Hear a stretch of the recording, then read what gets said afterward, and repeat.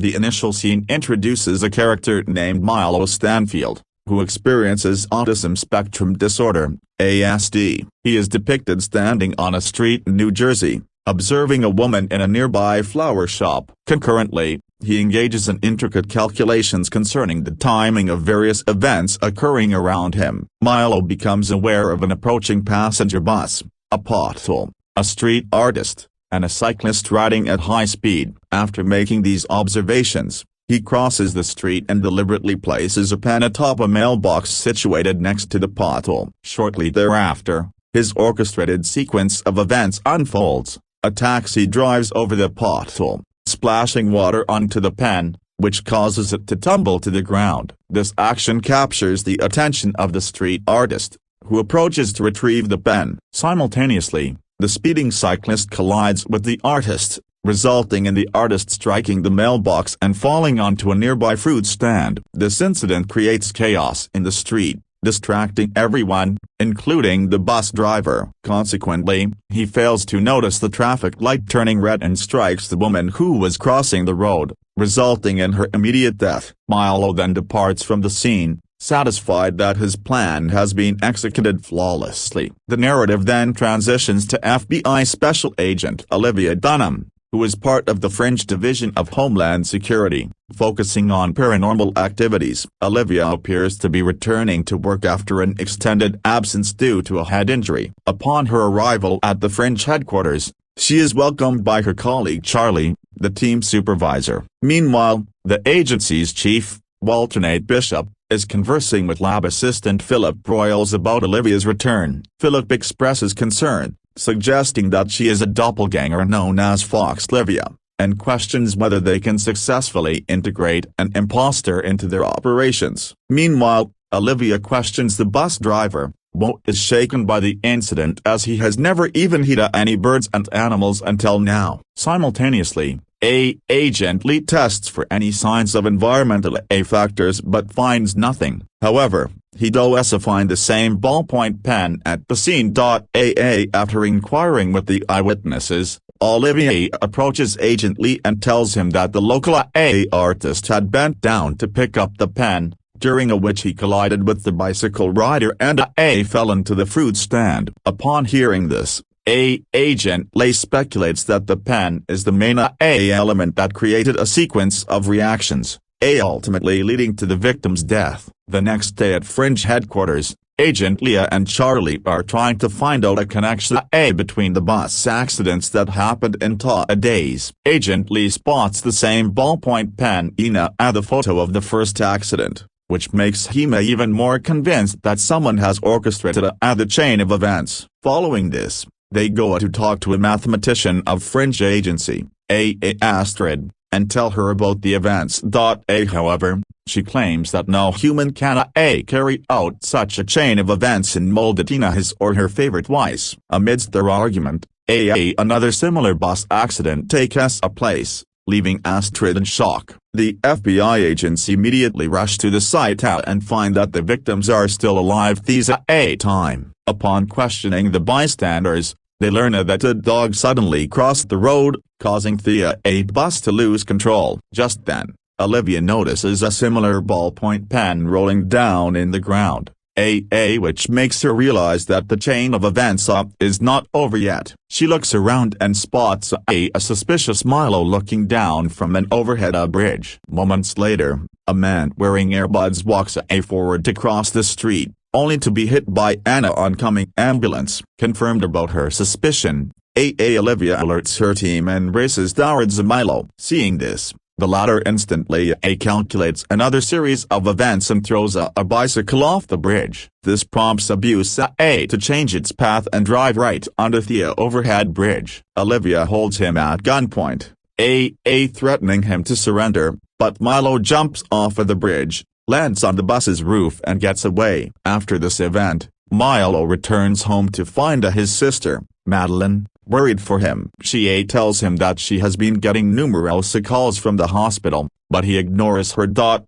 She then tries to convince him to surrender, claiming that he has gone way too far. However, Milo anticipates her actions and completes her sentences, effectively silencing her. Not long after, Madeline shows him a small plastic horse toy, a reminder from their mother. This makes him feel uneasy and he walks away, saying that it is irrelevant now. On the other hand, Agent Lee is taken to Thea Hospital for his regular skin checkup. Before entering the burn chamber, he asks Olivia to focus on finding commonalities among Thea's 3 victims. Heeding to his instruction, Olivia returns back to the headquarters and starts talking to the witnesses of the accidents. After a while of inspection, she discovers ties between the 3 victims and a medical center. All 3 of them were directly or indirectly related to the center.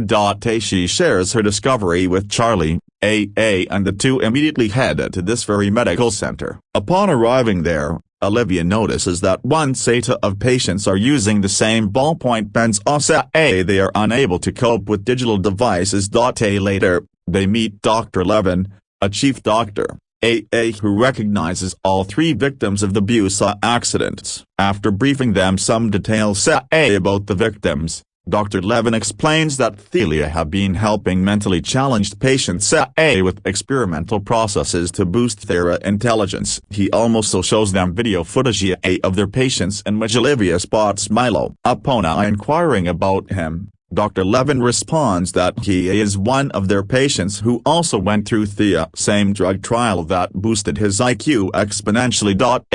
He goes on to say that Milo was released from the hospital under supervision of his sister and that he was scheduled to return back in order to reverse the experimental process. But now, he is not responding to their calls, and he is killing everyone who is trying to get control of him. After learning about Milo's sister, the FBI agents decide to pay her a visit. Unbeknownst to them, Milo is keeping a close eye on Olivia, noting every single pattern of her movements and predicting her next move. Later on, Charlie and Olivia arrive at Milo's place where they are greeted by Madeline. They ask her about Milo's whereabouts, but she claims to be unaware of it.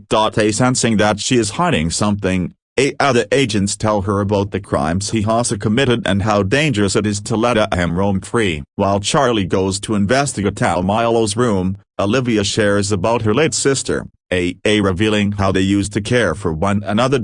This comforts Madeline enough to share more details about her brother. She explains that Milo is able to predict the outcome of numerous events to the smallest detail and that she can break Milo's concentration only by showing him the toy horse. Olivia eventually manages to persuade her to disclose anything she knows, emphasizing that they are concerned for civilians as well as Milo's safety. Madeline then hands her a note, revealing the location of the hotel that Milo is currently staying at. After this, Olivia and Charlie discuss plans with Astrid on how to capture Milo. However, they soon realize that any plan would be futile because he can predict their every move. As a result, they opt to approach the hotel directly without any backup. In the meantime, Milo is seen at his hotel room, looking down through the window and envisioning scenarios that are going to happen in the next few minutes. With his ability, he predicts that Olivia and Charlie will arrive soon and that they will chase him. He also calculates that he can kill Olivia by luring her through a marked zone of a construction site with the arrows to Thea and crushing her under a load of cement bricks. Just like he predicted, the 2 FBI agents arrive at the hotel and find Milo waiting for them in the street. He then runs towards the construction, while the agents pursue him. Olivia, who is unaware of the warning signs for the thinner zone, races through it instead of stopping to put on a respirator. This actually makes Milo's calculation wrong. In addition, she also dodges a pile of cemented bricks which Milo assumed would crush her. The villain is shocked to witness his calculation going wrong and is ultimately caught by her. At this point of time, Olivia nearly asphyxiates herself due to low level of oxygen, but thankfully, Charlie arrives in the nick of time and helps her with a breathing apparatus. In the aftermath of these events, Charlie asks Olivia about why she did not stop to put on a respirator, to which she responds that she did not recognize the warning sign. Later on, Olivia brings Madeline to Thea Hospital where Milo is seen interacting with a supercomputer. According to the doctor, the IQ-boosting drug has been in Milo's brain for too long, due to which they are unable to carry out the reversing process. Now, his mind has become so advanced that only machines can comprehend his thoughts. Saddened by this news, Madeline goes inside the room and leaves the toy horse in front of her brother. The same evening, Olivia is at her place where she experiences a vision of Peter, her boyfriend from another universe. He tells her that she does not belong to this universe. In order to back up his claim, he reminds how her lack of knowledge regarding this universe saved her life earlier. According to him, she would have died if she had recognized the warning signs and stopped there. Peter encourages her to try recalling all of her memories and also kisses her before vanishing.